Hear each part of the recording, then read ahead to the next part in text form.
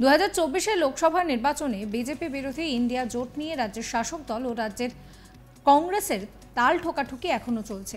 যদিও কংগ্রেসের জাতীয় নেতৃত্ব যেমন জয়রাম রমেশের মতো নেতারা এখনো বলছেন যে তৃণমূলের সঙ্গে জোট এখনো বহাল রয়েছে, জোট এখনো শেষ হয়ে যায়নি। প্রদেশ কংগ্রেস সভাপতি অধীর চৌধুরী কিন্তু স্পষ্ট জানিয়ে দিলেন এই বিষয়ে তার কাছে কোনো তথ্য নেই। শনিবার 24 ফেব্রুয়ারি বহরমপুরের সাংবাদিক বৈঠকে জোট নিয়ে নিশানা করেন রাজ্যের মুখ্যমন্ত্রী মমতা বন্দ্যোপাধ্যায়কে। তিনি জানান যে তৃণমূল দ্বিধায় রয়েছে, দলীয় সুপ্রিমো মমতা বন্দ্যোপাধ্যায়ের কাছ থেকে আনুষ্ঠানিক হ্যাঁ বা না থাকা উচিত।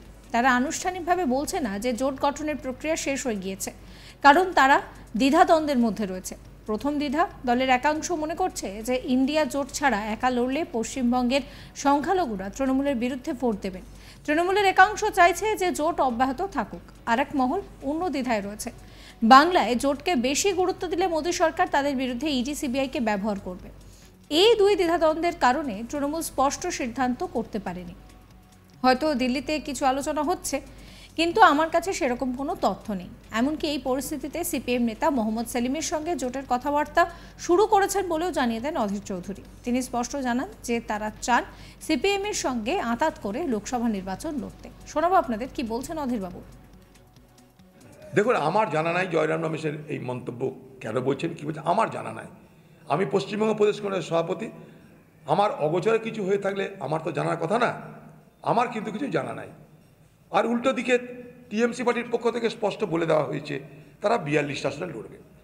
ইন্ডিয়া জোট করার জন্য একটা সময় মমতা ব্যানার্জি উদ্যোগী হয়েছিল, পরে তার মনে হয়েছে যে আমার উদ্যোগী হওয়ার প্রয়োজন নাই, তিনি পিছিয়ে চলে এসছেন। তো সেটা তাদের দলের ব্যাপার। এখন তারা বলছে 42 আসনে লড়ব। কিন্তু ইন্ডিয়া জোট যখন গড়া হয়েছিল মমতা ব্যানার্জি কৃতিত্ব নিয়েছিলেন, আমি ইন্ডিয়া নাম দিয়েছি।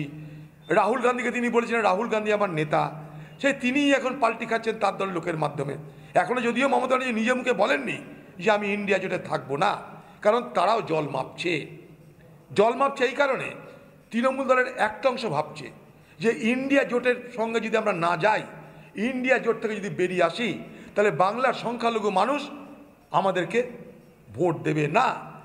বাংলার সংখ্যালঘু মানুষ আমাদের উপরে রুষ্ট হবে, কারণ বাংলার সংখ্যালঘু মানুষ তারা সাম্প্রদায়িক বিজেপিকে হারাতে তারা মানসিকভাবে প্রস্তুত। তাই তৃণমূলের একটা অংশের বক্তব্য, যদি ইন্ডিয়া জোটে না যায় তাহলে সংখ্যালঘু পশ্চিমবঙ্গের মানুষ বিমুখ হবে। তাই ব্যাপারটাকে ভাসিয়ে রাখা হয়েছে। এক। 2 নম্বর, তৃণমূলের আরেকটা অংশ জানে যে এখনই যদি ইন্ডিয়া জোটের সঙ্গে আমরা ঘনিষ্ঠতা বাড়াই, তাহলে ইডি সিবিআইয়ের হামলা শুরু হয়ে যাবে। কোনটা বেশি বিপজ্জনক সেটা মাপতে তারা ব্যস্ত। অতএব জোট আছে অথবা জোট নেই, এই অবস্থায় বছরে আমি নিজে পশ্চিমবঙ্গের সিপিএম পার্টির নেতা মোহাম্মদ সেলিমের সঙ্গে আমি আমার কথাবার্তা শুরু করেছি। কারণ আমরা চাই পশ্চিমবঙ্গে বামের সঙ্গে আঁতাত করে আমরা নির্বাচন করতে। বাংলার মুখ্যমন্ত্রী মমতা বন্দ্যোপাধ্যায় জানিয়ে দিয়েছেন যে রাজ্যে একাই লড়বে তৃণমূল কংগ্রেস। এই নিয়ে কংগ্রেসের নেতৃত্বের সঙ্গে তার যে বিবাদ, সেই বিবাদ কিন্তু স্পষ্ট হয়েছে। প্রদেশ কংগ্রেস সভাপতি অধীর চৌধুরী সাফ জানিয়েছেন যে রাজ্যে যেখানে ক্ষমতায় রয়েছে কংগ্রেস একা, সেখানেই লড়বে। এবার বিষয়টা নিয়ে মুখ খুললেন কংগ্রেসের জাতীয় স্তরের নেতা জয়রাম রমেশ। তিনি বলেন যে ইন্ডিয়া জোটে আসন সমঝোতা নিয়ে কথাবার্তা চলছে। তার মতে তৃণমূল নেত্রী যে 42টি আসনে লড়াইয়ের কথা বলছেন, সেটির কোনো আসনেরই ভাগাভাগির ফর্মুলা নয়। তিনি বলেন সততার সঙ্গে তৃণমূলের সঙ্গে আসন ভাগাভাগি নিয়ে আলোচনা করবে কংগ্রেস। সিদ্ধান্ত হলে অবশ্যই ঘোষণা করা হবে। একই সঙ্গে তিনি পশ্চিমবঙ্গের মুখ্যমন্ত্রী মমতা বন্দ্যোপাধ্যায়ের 2024 লোকসভা নির্বাচনে 42 আসনে একা লড়ার কথা বলেছেন। তিনি বলেছেন যে এটা তার লড়াই, কিন্তু আমরা যখন কোনো জোটে থাকি তখন কিছু আসন দিই, কিছু আসন নিই। 42 আসনের লড়াই কোনো আসন ভাগাভাগির ফর্মুলা নয়। জয়রাম রমেশের কথা শোনাবো আপনাদের।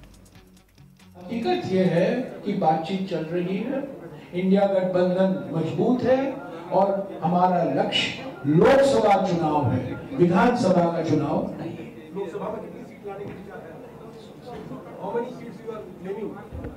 बातचीत चल रही है, रनिंग कमेंट्री में नहीं दूंगा। 10, 20, 23, 40, 1, 2, 3 ममता जी ने कहा है कि वो 42 सीटें लड़ेगी, वो उनकी राय है। पर जब हम गठबंधन में हैं बातचीत होती है, गठबंधन में लेन देन होता है, हम कुछ देते हैं और कुछ लेते हैं। हमारी ओर से 42 सीटें उनका लड़ना कोई सीट शेयरिंग फॉर्मूला नहीं है। सीट शेयरिंग फॉर्मूला ईमानदारी से कांग्रेस पार्टी तृणमूल कांग्रेस के साथ बैठकर तय करेगी।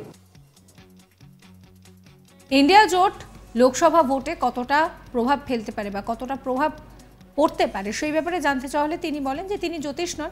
এই প্রসঙ্গে 2003 সালের কথা তিনি মনে করিয়ে দিয়েছেন। তার মতে কংগ্রেস ছত্তিশগড়, রাজস্থান, মধ্যপ্রদেশে হেরে গিয়েছিল, মনোবল তলানিতে ঠেকেছিল। অটল বিহারী বাজপেয়ীর মতন ব্যক্তি প্রধানমন্ত্রী ছিলেন, কিন্তু 24-এর লোকসভা নির্বাচনে ভোটে কোন জোট সরকার গঠিত হয়েছিল, তাই লোকসভা ভোটে কোনো কিছু আগে থেকে বলা যাবে না। কি বলছেন তিনি শোনাবো।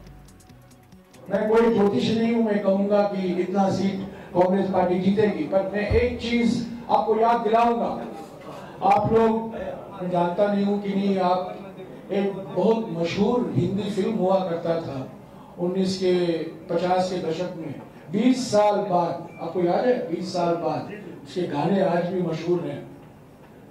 2003 में दिसंबर के महीने में कांग्रेस पार्टी का मनोबल बहुत गिर गया था।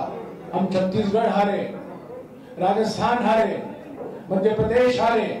अखबारों ने लिखा कांग्रेस पार्टी गई, और तब इंडिया शाइनिंग था, इंडिया शाइनिंग था, और अटल बिहारी वाजपेयी जैसे व्यक्ति प्रधानमंत्री थे। पर 20 साल बाद क्या हुआ? मई 2004 में क्या हुआ? किसकी पार्टी बनी? किस गठबंधन की पार्टी बनी? इंडिया शाइनिंग, इंडिया गोइंग हो गया। तो राजनीति में कुछ भी हो सकता है। हमें बिना डर के, हम बिना मनोबल गिराए हुए हम ये चुनाव में उतरे हैं। ये वैचारिक यात्रा है, चुनावी यात्रा नहीं है। 2024-এর লোকসভা নির্বাচনে বিজেপি বিরোধী ইন্ডিয়া জোট নিয়ে রাজ্যের শাসক দল ও রাজ্যের কংগ্রেসের তাল ঠোকাঠুকি এখনো চলছে। যদিও কংগ্রেসের জাতীয় নেতৃত্ব যেমন জয়রাম রমেশের মতো নেতারা এখনো বলছেন যে তৃণমূলের সঙ্গে জোট বহাল রয়েছে, এই জোট এখনো শেষ হয়ে যায়নি। প্রদেশ কংগ্রেসের সভাপতি অধীর চৌধুরী কিন্তু স্পষ্ট জানিয়ে দিয়েছেন যে এই বিষয়ে তার কাছে কোনো তথ্য নেই।